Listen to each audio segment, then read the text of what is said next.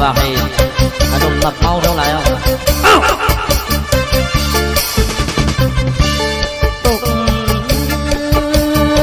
อายคนอายจนหักโอ้เมียที่หักคือผ้าไรเรื่องกระบวนท้ายคือทองบางจันสาวบัวพันมายืมสิ่งมีให้เลยใจดีแถมส่งต่อ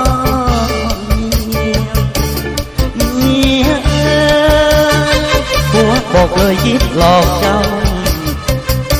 ลงเสื้อกำเขานี้ส่งเมียคนส่งสอนน้อยก็พาเป็นไอเต็มใจจะมอบไปกับสาวบัวพันด้วยความใจอย่าจะพาเล่นมาเรา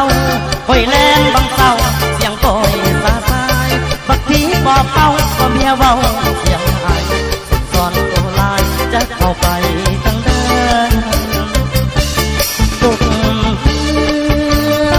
แอวต้องอายจนฝักตัวเมียที่หักฟังก่อน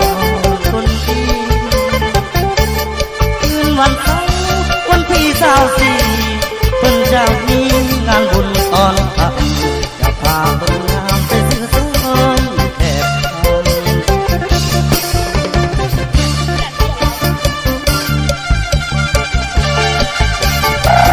เอาขอเสียงนะขอเสียงนะ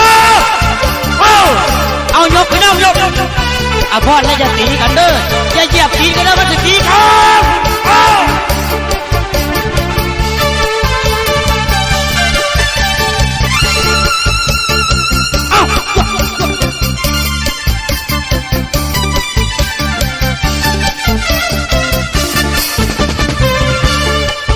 จะพาเล่นมาข้างเรา